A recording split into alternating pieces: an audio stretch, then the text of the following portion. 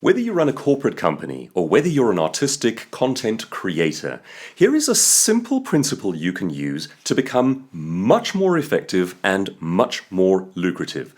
Hi folks, I'm Douglas Kruger, author of the book Own Your Industry, How to Position Yourself as an Expert. And welcome to From Amateur to Expert Daily. There is a very simple but very powerful technique that you can apply into your business simply by asking some clever questions.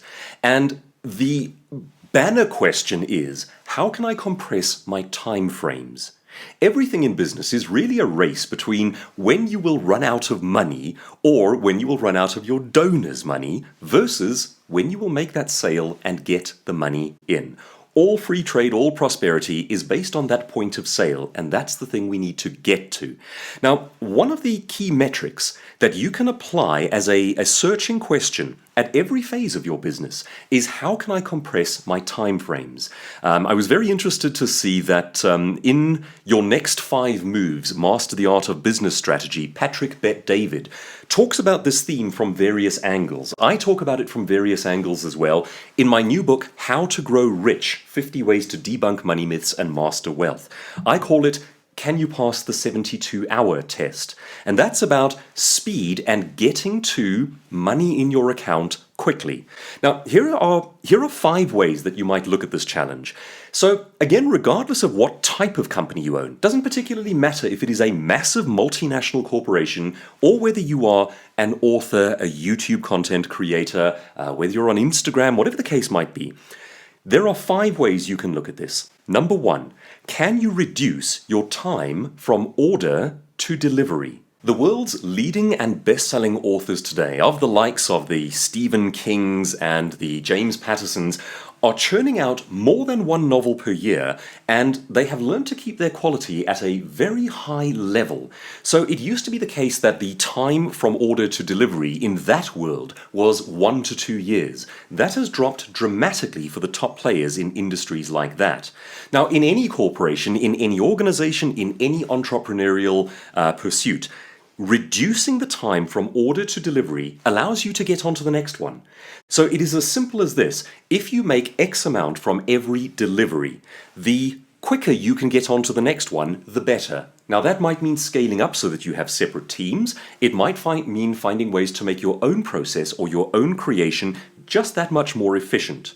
Number 2, the time it takes you to resolve a typical problem. How long does that take?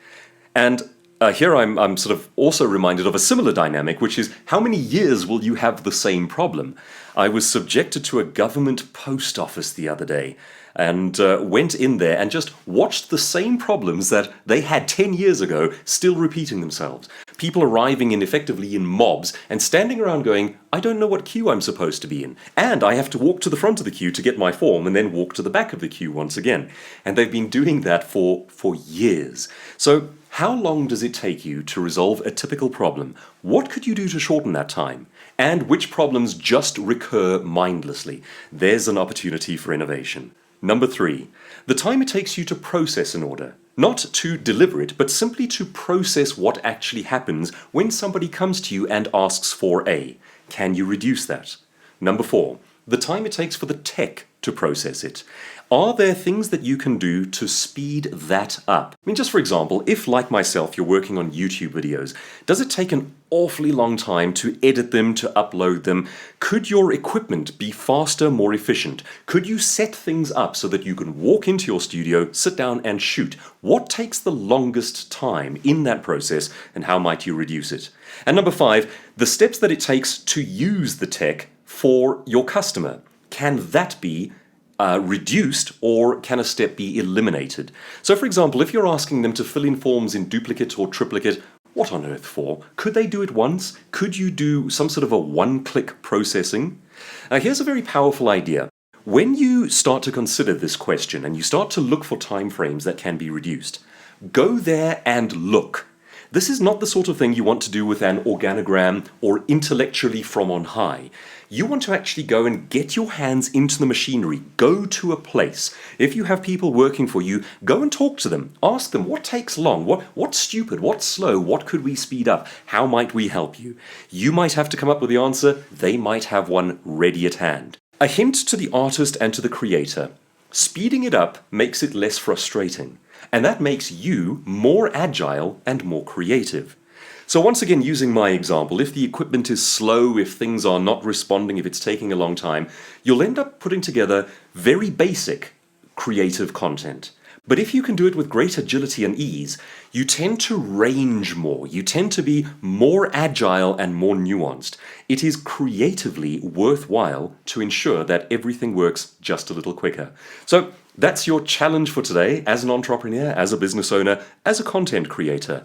Where can you reduce time frames? Not only will that make you more artistically and creatively productive, but it will ensure that money comes in sooner and allows you to get to the next project sooner. That is a simple formula for great wealth.